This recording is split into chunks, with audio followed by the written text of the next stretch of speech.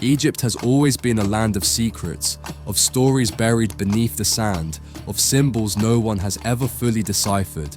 But there is one image, a painting, that seems to gather all those mysteries into a single scene. It's called The Questioner of the Sphinx, and although it was painted in 1863, no one has ever truly understood it. This isn't a famous work, you've probably never seen it before, but it has something that pulls you in. Maybe it's the way the man listens to the Sphinx, or that endless dark desert behind them. The point is, no one can quite agree on what it means, and that's what makes it so powerful, because we're not here to solve an easy riddle. We're here to confront one of the most enigmatic works in Western art. What is this man asking? Is the Sphinx the one speaking, or is it the man who questions? What secrets could this Sphinx be hiding? Even though it might seem like we're looking at a painting from the Middle East, the reality is quite different. This artwork is housed in a museum in the United States, and its creator was American. Elihu Vedder painted it in 1863, and today it resides in the Museum of Fine Arts in Boston. It's a large painting, over 90 centimeters tall and a meter wide, done in oil on canvas. And while its atmosphere evokes the timeless landscapes of the Egyptian desert, there's something strange about it. We see a man sitting alone, face to face with the Sphinx. There are no decorations, no temples, no hieroglyphs, just sand, stone, and a few details that offer subtle clues about what might be happening. Yet everything appears worn down, as if we're not witnessing a historical moment, but rather the echo of a question that has gone unanswered for centuries. Elihu Vedder was no ordinary artist. Born in New York in 1836, his career soon led him to study and live in Europe, especially in Italy, where he absorbed a wide range of influences, from Renaissance art to the darker, more philosophical movements emerging in the 19th century. Vedder wasn't just a painter, he was also a poet, deeply interested in spirituality, mythology, and everything that cannot be seen with the eyes. He belonged to a generation of artists who weren't interested in portraying reality as it is, but rather what lies behind it.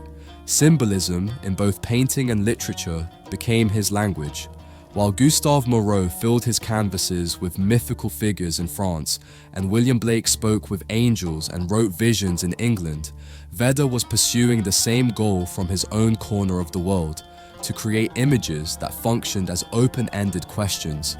And of course, he was also part of the 19th century European obsession with the ancient world, especially Egypt. There was a true fever for ruins, hieroglyphs, and desert mysteries. But while many artists stayed on the surface, captivated by exotic and decorative elements, Vedder went deeper. His art wasn't a postcard from the past, it was an inner exploration. The Questioner of the Sphinx is not an Egyptian illustration, it's an existential question disguised as a myth. And once we understand who Vedder was, a painter, a poet, a seeker of symbols, everything begins to make sense. He didn't paint this scene to tell an old story. He painted it because he was obsessed with mysteries that still remain unsolved, even today. Let's take a closer look at what's happening in this scene. At first it seems static, almost simple, but there's a hidden tension in every element. The man leans forward, his face very close to the Sphinx's. He doesn't look at her, he listens. His staff lies beside him, half buried in the sand, as if he had used it to reach this place, and no longer needs it. His hands gently frame the Sphinx's head, not as one who commands, but as one who pleads for an answer. His ear is pressed to her lips, as if waiting for a whisper, a revelation. His body shows signs of exhaustion. The posture is strained, uncomfortable. He looks as if he has traveled far, not just physically, but mentally to arrive at this moment, as if this exact moment were the climax of a long and painful search.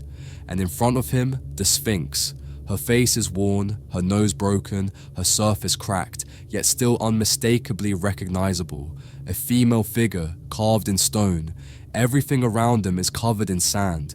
There is no sign of civilization, no trace of life, only the desert stretching endlessly into the distance, no radiant sky or dramatic shadows.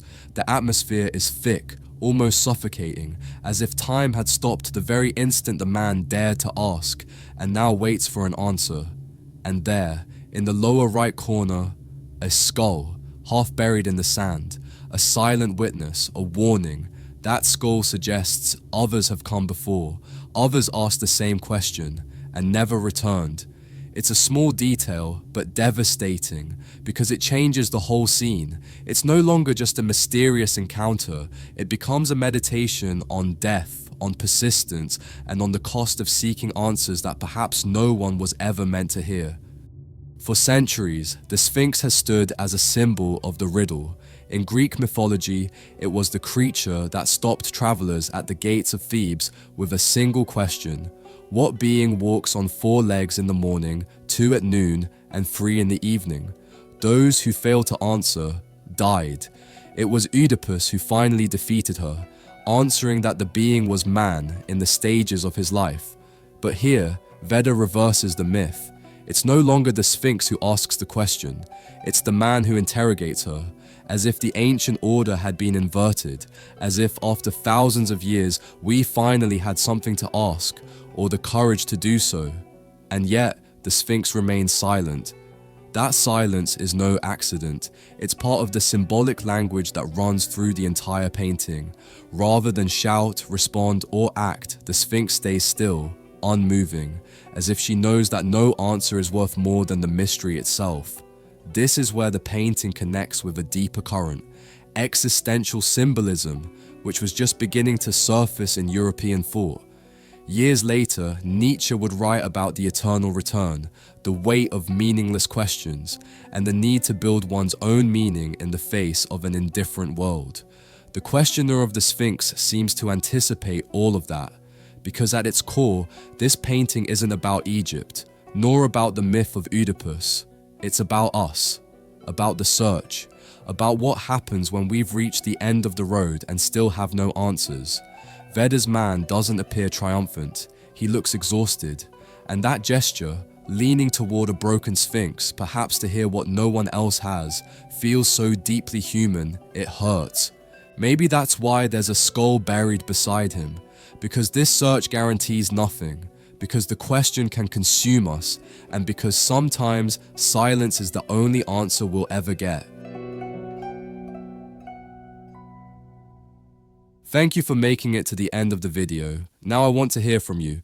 What question do you think this man is asking the Sphinx? And if you were standing there, what would you ask?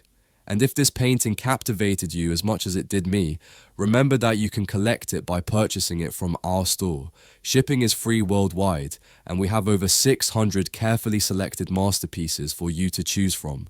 With your purchase, you're directly supporting this channel, so we can continue creating videos like this one. The link is in the description. Thank you for your support, and I'll see you in the next video.